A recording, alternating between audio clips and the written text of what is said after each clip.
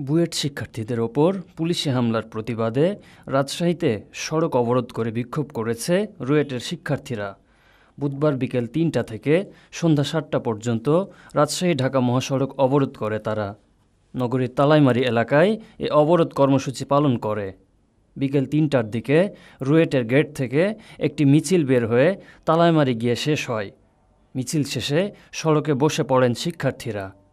এ সময় তারা ঢাকায় লং মার্চে শিক্ষার্থীদের ওপর হামলার প্রতিবাদে ক্ষুব্ধ প্রতিক্রিয়া ব্যক্ত করেন। স্লোগানে স্লোগানে ফেটে পড়েন শিক্ষার্থীরা।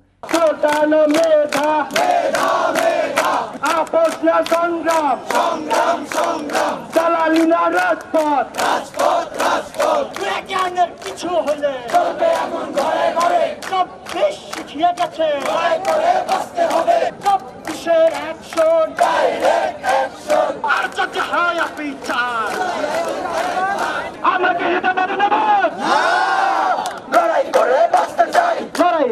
লড়াই চাই আমাদেরকে বলে বিভিন্ন দাবি সম্বলিত প্ল্যাকার্ড হাতে তারা স্লোগান দিতে থাকে। এ সময় সড়কে গাড়ি চলাচল বন্ধ হয়ে যায়, ফলে দুর্ভোগে পড়েন যাত্রীরা। এ সময় পুলিশের একটি গাড়ি সেখানে গেলে ওই গাড়িতে হামলা করে আন্দোলনকারীরা। এদিকে ঢাকায় শিক্ষার্থীদের ওপর হামলার তীব্র নিন্দা ও প্রতিবাদ জানিয়েছে রুয়েট প্রশাসন।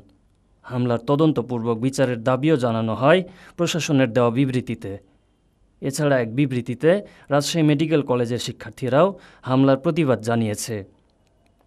হামলাকারীদের আইনের আওতায় না আনলে তারাও রাজপথে আন্দোলনে নামবেন বলে হুঁশিয়ারি দিয়েছেন। পরে সন্ধ্যা ৭টার দিকে কর্মসূচি স্থগিত করেন শিক্ষার্থীরা।